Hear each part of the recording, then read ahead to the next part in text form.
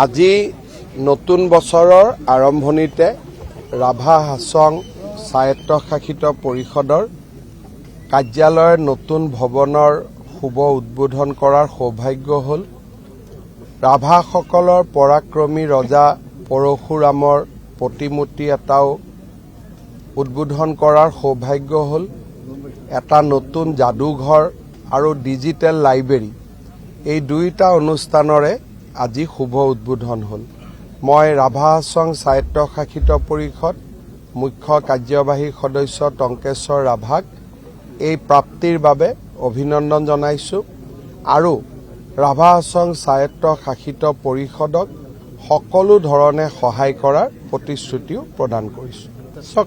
ৰাজ্য চৰকাৰে ইতিমধ্যেই ভাৰত চৰকাৰলৈকে প্ৰস্তাৱ পঠিয়াইছে যে ৰাভা হাছঙক সাংবিধানিক স্বীকৃতি দিব লাগে।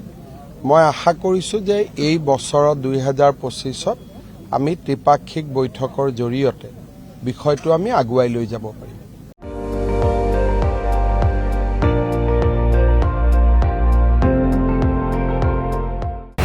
আপুনি চাই আছে ND24, সৰ্বশ্ৰেষ্ঠ নহয় সৰ্বোত্তমৰ দৌৰ।